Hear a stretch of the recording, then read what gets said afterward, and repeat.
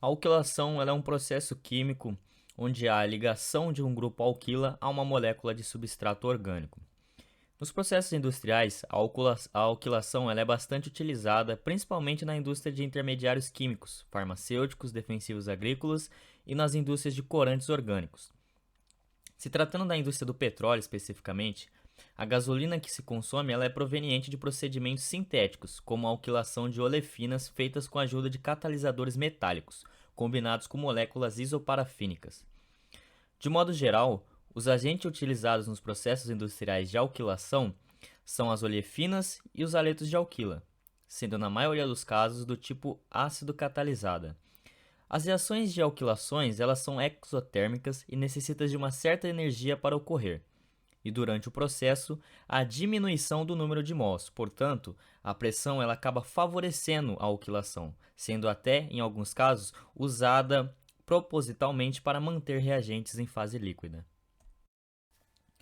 Ao analisar o fluxograma, tem-se que o processo começa com o tratamento da carga destinada ao reator.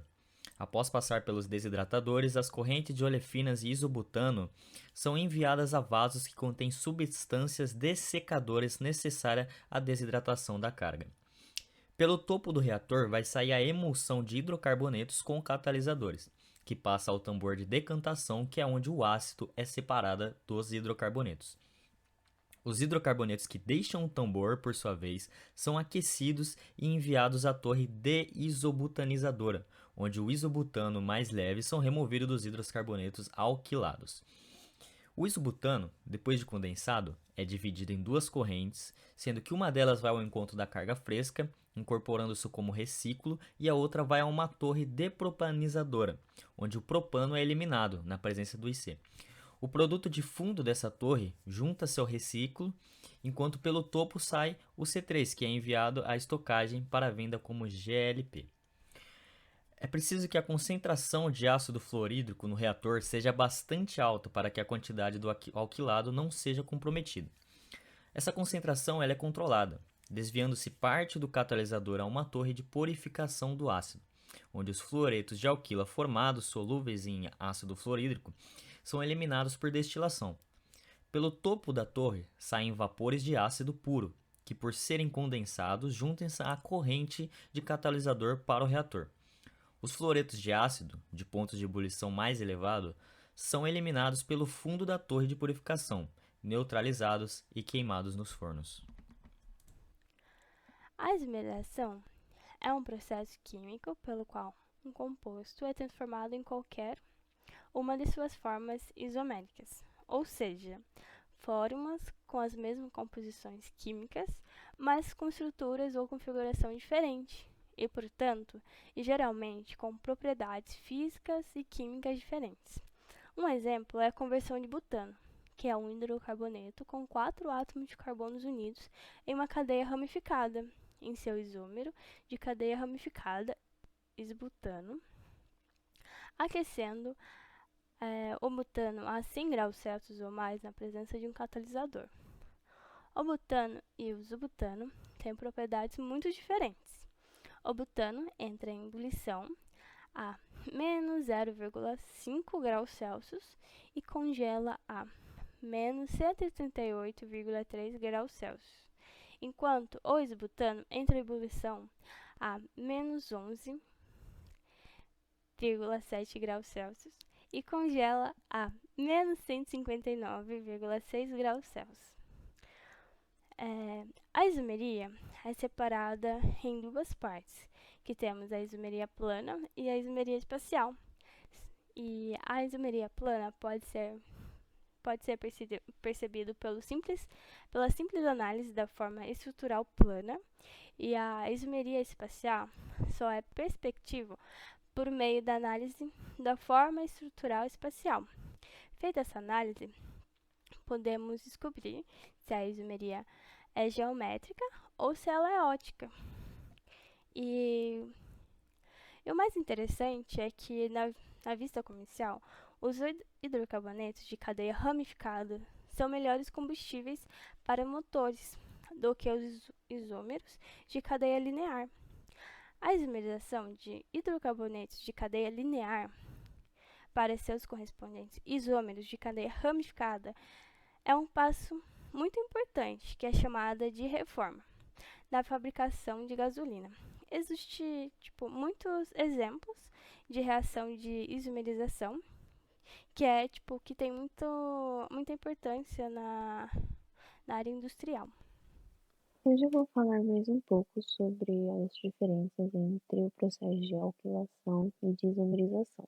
O processo de alquilação é a reação de hidrocarbonetos com isoparafínicos, e esta reação ocasiona na formação de alcanos ramificados que são utilizados como gasolina automotiva e de aviação.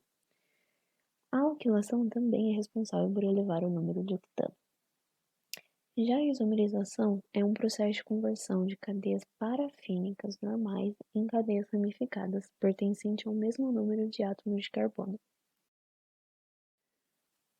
Aqui nesse slide eu mostro um esquema sobre o processo de alquilação catalítica, onde esta se baseia na junção de duas moléculas leves, ou seja, as olefinas e o isobutano, para a formação de uma terceira de maior cadeia. O tipo de catalisador utilizado depende da tecnologia empregada, e os mais utilizados são os catalisadores de caráter ácido, ou seja, o ácido fluorídrico ou o ácido sulfúrico.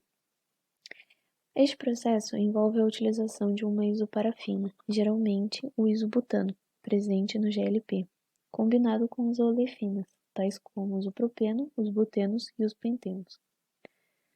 O produto principal, ou seja, o alquilado, é encaminhado para a formulação da gasolina de aviação ou da gasolina automotiva, como já foi dito anteriormente, de elevado número de octano.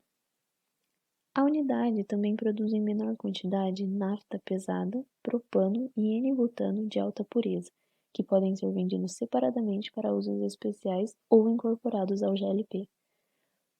A alquilação permite a síntese de compostos intermediários de grande importância petroquímica, como o etilbenzeno para a produção de poliestireno, o isopropilbenzeno para produzir o fenol e acetona, e o dodecilbenzeno, que é a matéria-prima dos detergentes. Nesse processo também, aquilo que queremos é a isomerização, e o que não queremos é a polimerização de butenos e craqueamento de carbocátions. Também na alquilação, nós temos 5 fatores que causam as variáveis no processo. O primeiro é a razão isobutano-olefinas no reator, ou seja, isso significa o aumento da conversão das reações, melhora a seletividade, reduz as reações indesejáveis e reduz a necessidade de regeneração do ácido pela menor formação de ASO. A segunda é a temperatura da reação, e essa temperatura está entre 21 e 38 graus no processo com ácido fluorídrico, e aumentá-la tem como consequência tornar as reações de craqueamento excessivas e a regeneração do ácido fluorídrico se torna mais difícil. A terceira consiste na pureza do ácido, que está entre 83 a 93% em massa de ácido fluorídrico. As forças que reduzem a sua intensidade é a água, o ASO e os reagentes dissolvidos. Na quarta variável, nós temos o tempo de resistência, ou seja, a diminuição dela resulta no aumento dos fluoritos orgânicos, a conversão tende a diminuir e aumenta o consumo específico do ácido, sendo reações inversamente proporcionais. E por último, nós temos a quinta variável, que é a pressão. Ela é controlada com o intuito de manter os hidrocarbonetos e ácidos na fase líquida com valores menores do que 3 MPa, ou seja, menores do que 3 megapascal. Por último, aqui está a formação da reação da isomerização, ou seja, nessa reação nós transformamos hidrocarbonetos de cadeia normal em cadeia ramificada. Ou seja, A reação de isomerização é a transformação de N-parafinos em parafinas ramificadas. E além disso, podemos dizer que o deslocamento da reação em direção ao produto isomerizado, equilíbrio termodinâmico, é favorecido por baixas temperaturas. Nesta reação indicada, temos a formação de naftas ricas em hidrocarbonetos parafínicos altamente ramificados. Aqui estão as fontes utilizadas e muito obrigada e boa noite.